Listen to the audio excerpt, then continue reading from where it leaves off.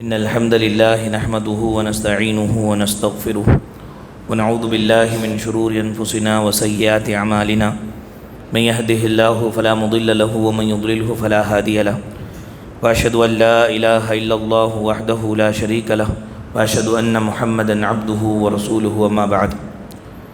محترم بھائیوں، پیاری ماں اور بہنوں، الحمدللہ آج کو ہمارے 12 روزے مکمل ہوئے۔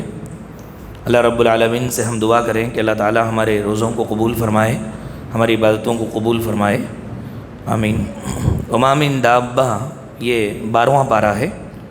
اس کے اندر بھی اللہ رب العالمین نے بہت ساری باتیں بتلائی ہیں۔ چند باتیں آج کے اس درس میں ہم معلوم کریں گے۔ اس پارے میں اللہ تعالیٰ نے اس بات کی وضاحت فرمائی کہ مومن آدمی کے اندر ایک عظیم عادت توازن ہے جو کافر کے پاس نہیں ہوتی۔ توازن کس کو کہتے ہیں؟ بیلنسنگ۔ اللہ نے فرمایا وَلَئِنْ أَذَقْنَا الْإِنسَانَ مِنَّا رَحْمَةً ثُمَّ نَزَعْنَاهَا مِنْهُ إِنَّهُ لَيَئُوسٌ کفور۔ ہم کسی انسان کو جب اپنی رحمت کا مزہ چکھاتے ہیں، کچھ دیتے ہیں، نوازتے ہیں، نعمت دیتے ہیں، صحت کی، مال دولت دیتے ہیں، اچھائی دیتے ہیں، پھر آزمائش کے لیے اس کے پاس سے وہ چیز ہم چھین لیتے ہیں تو انسان بالکل مایوس ہو جاتا ہے، ناشکرہ ہو جاتا ہے۔ اور ہم محرومی کے بعد کسی کو کوئی نعمت دیتے ہیں تو پھر اترانے لگتا ہے، بغلے مارنے لگتا ہے۔ یہ عام انسان کی عادت ہے۔ آخر میں اللہ نے فرمایا إِلَّا الَّذِينَ صَبَرُوا وَعَمِلُوا الصَّالِحَاتِ، لیکن اس کام سے صبر کرنے والے، ایمان لا کر نیک عمل کرنے والے الگ ہیں۔ یعنی مومن آدمی اللہ تبارک و تعالیٰ کی دی ہوئی نعمت پر اتراتا نہیں ہے اور لی ہوئی نعمت پر جو ہے واویلا نہیں مچاتا ہے، ناشکرہ نہیں ہوتا ہے، مایوس نہیں ہوتا ہے، بلکہ یہ کہتا ہے لِكَيْ لَا تَأْسَوْا عَلَىٰ مَا فَاتَكُمْ وَلَا تَفْرَحُوا بِمَا آتَاكُمْ۔ اللہ تعالیٰ نے جو دے دیا اس پر اتراؤ نہیں، اور جو اللہ تعالیٰ نے لے لیا اس پر بالکل مایوس بھی نہ ہو جاؤ، افسوس بھی مت کرو، بلکہ یہ بولو دیا ہے تو شکر ادا کرو، اگر لیا ہے تو صبر کرو۔ یہ مومن کے اندر توازن ہوتا ہے، بیلنسنگ ہوتا ہے۔ کافر اس بیلنسنگ سے دور ہے۔ آپ دیکھ لیں، اگر کسی کا مال لٹ گیا، گھر کے اندر کوئی انتقال ہو گئے کافروں کے، تو دونوں ہاتھ لے کر کے سر پہ مار لیتے ہیں اور مایوسی کی باتیں کرنے لگتے ہیں، کفر کی کتنی بڑی بڑی باتیں کرتے ہیں۔ لیکن مومن آدمی انا للہ و انا الیہ راجعون پڑھتا ہے اور اللہ تعالیٰ کے لیے صبر کرتا ہے۔ تو یہ توازن مومن کی صفت ہے، کافر اس سے الگ ہے۔ اس کے بعد اللہ تعالیٰ نے یہ کہا، مکے کے کافر لوگ مالدار تھے، وہ یہ سمجھتے تھے کہ اللہ کا بڑا فضل ہم پر ہے کہ ہم کو مال ملا اور ہمارے مذہب سے اللہ خوش ہے۔ اور یہ صحابہ کرام چونکہ غریب تھے، ان کو دیکھ کر کے کہتے تھے کہ اللہ ان سے خوش نہیں ہے، اگر خوش ہوتا تو ہمارے جیسا ان کو بھی مال دولت دیتا اللہ رب العالمین۔ اور اس طرح کی باتوں میں بہت سارے اہل ایمان بھی آ جاتے ہیں، دیکھتے ہیں سامنے والا خوشحال ہے، اچھائی کے ساتھ ہے، اور یہ تھوڑا پریشانی میں ہے، تنگی میں ہے، تو سمجھنے لگتے ہیں کہ وہ صحیح پر ہے، اللہ اس سے راضی ہے، اس لیے اس کو نواز رہا ہے۔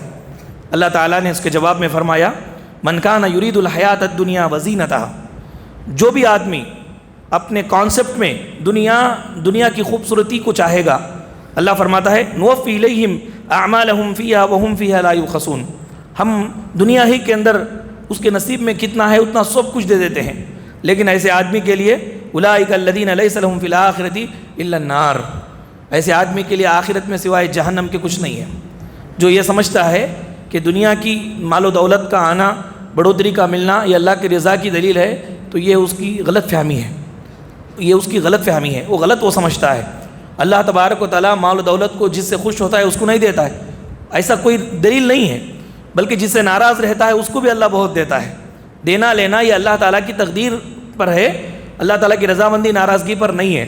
اگر اللہ تعالیٰ راضی ہونے والوں کو خوب دیتا ہے، اگر ہونے کا رہا، ہمارے نبی کے گھر میں 3 مہینے چولہا نہیں سلگتا تھا، دوسرے لوگوں کی طرف سے، صحابہ کرام کی طرف سے تحفے آتے تھے، اسی سے گزارا ہوتا تھا۔ کیا نعوذ باللہ اللہ تعالیٰ ہمارے نبی سے ناراض تھا؟ تو ایسی بات نہیں ہے، بس بعض لوگ ایسا سمجھ جاتے ہیں۔ اللہ رب العالمین نے اس کا جواب دیا۔ اس کے بعد جن جن قوموں کو عذاب آیا، اس پارے میں 6 قوموں کا تذکرہ فرمایا اللہ تعالیٰ نے، 6 قوموں کا تذکرہ۔ ان کے پاس انبیاء آئے، توحید کی دعوت دی ہے، اور یہ کہا کہ تم نہیں مانو گے تو پھر تم کو عذاب آئے گا. یہ دھمکی بھی انہوں نے عذاب کی دھمکی بھی دی, لیکن انکار انہوں نے کیا. اللہ کا عذاب آیا اور یہ لوگ اپنی تمام تر طاقت رکھنے کے باوجود اللہ کے عذاب کے سامنے ڈھیر ہو گئے, عاجز ہو گئے, مر گئے, برباد ہو گئے, حرف غلط کی طرح دنیا سے مٹا دیے گئے. قوم نوح ہے, ہود کی قوم قوم عاد ہے, صالح علیہ السلام کی قوم قوم ثمود ہے, لوط علیہ السلام کی قوم قوم لوط ہے, شعیب علیہ السلام کی قوم قوم شعیب ہے. یہ سارے قوموں کا واقعہ تفصیل سے 12ویں پارے میں اللہ رب العالمین نے بیان فرمایا. آخر میں یہ کہا وما ظلمناہم ولکن ظلموا انفسہم, ہم نے ان پر کوئی ظلم نہیں کیا. یہ جو مر گئے برباد ہو گئے, ہم نے ان پر کوئی ظلم نہیں کیا, بس انہوں نے اپنے آپ پر ظلم کر لیا. اللہ تبارک و تعالیٰ کی توحید کو نہیں مانے, رسولوں کی رسالت پر ایمان نہیں لائے, اپنے آپ پر انہوں نے ظلم کر لیا. فما اغنت عنہم آلہتہم التی یدعون من دون اللہ, اللہ کی کو چھوڑ کر جن جن کی یہ پوجا کرتے تھے ان میں سے کسی نے بھی ان کو بچانے کے لیے نہیں آیا. جب یہ برباد ہوئے تو جن جن کی یہ پوجا کرتے تھے دیوی دیوتاؤں کی, کوئی بھی ان کو بچانے کے لیے نہیں آیا. اگر حقیقی معبود ہوتے تو پھر ان کو بچانے کے لیے آتے. اللہ نے فرمایا فما اغنت عنہم آلہتہم التی یدعون من دون اللہ, اللہ کے سوا کوئی بھی ان کو نہیں بچا سکے. اس کے بعد اللہ تعالیٰ نے سورہ یوسف بیان فرمائی. سورہ یوسف یہ مکہ مکرمہ کی ابتدائی دور میں نازل ہوئی. اللہ کے رسول صلی اللہ علیہ وسلم مکہ مکرمہ میں تھے, خوب ظلم و ستم ہو رہا تھا ہمارے نبی پر, صحابہ کرام پر ظلم زیادہ ہو رہا تھا. ایسے موقع پر اللہ تعالیٰ نے سورہ یوسف نازل فرمائی. اب یہ رسول اللہ پر جو ظلم ہو رہا تھا, صحابہ کرام پر جو ظلم ہو رہا تھا, کون کر رہے تھے؟ کیا باہر کے لوگ مکے کے اندر آ کر کے صحابہ کرام کو رسول اللہ پر ظلم کر رہے تھے؟ نہیں, بلکہ خود رسول اللہ کے خاص لوگ ظلم کرتے تھے. عزیز لوگ, رشتہ دار لوگ, ابو لہب تھا, ابو جہل تھا, یہ سب کون تھے؟ یہ اللہ کے رسول کے رشتہ دار تھے, خاص لوگ ظلم کرتے تھے. تو سورہ یوسف نازل فرما کر اللہ تعالیٰ نے تسلی دی. کیسے تسلی دی؟ آپ دیکھیں, یوسف علیہ السلام کو اللہ تعالیٰ نے علم اور حکمت دیا. علم اور حکمت دیا. علم حکمت کو دیکھ کر کے بھائی لوگ عزت کرنے کے بجائے حسد کرنے لگے, جلنے لگے حضرت یوسف سے.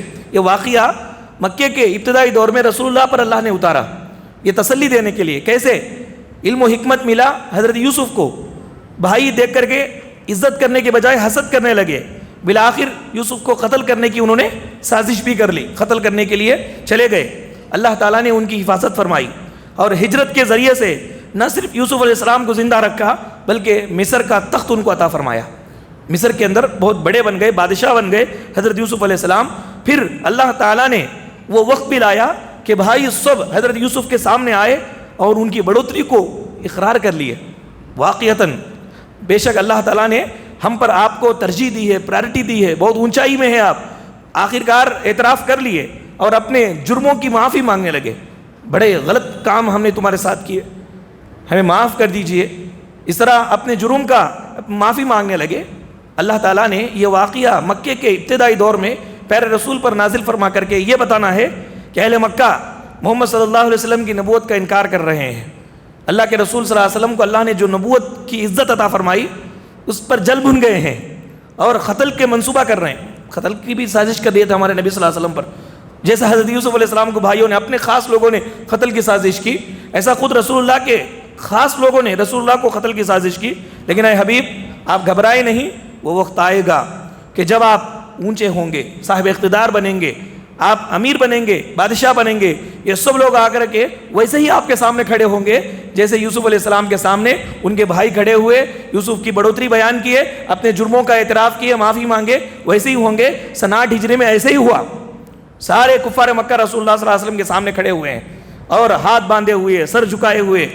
اس موقع پر اللہ کے رسول نے ان سے پوچھا تھا, یا معاشر قریش ما ترون انی فاعل بکم, اے قریش کے لوگوں بولو اب میں تمہارے ساتھ کیا معاملہ کرنے والا ہوں, کسی تکلیفیں تم نے ہم کو دی. تو انہوں نے کیا کہا تھا, اخ کریم وابن اخ کریم, آپ تو نیک آدمی ہیں, نیک صاحبزادے ہیں, ہمیں یقین ہے, امید ہے کہ آپ ہمارے ساتھ اچھا ہی معاملہ کریں گے. تب اللہ کے رسول صلی اللہ علیہ وسلم نے یہی بات کہی جو حضرت یوسف علیہ السلام نے کہی تھی. یوسف علیہ السلام نے اپنے بھائیوں سے کیا کہا, لا تثریب علیکم اليوم اذهبوا انتم الطلقاء.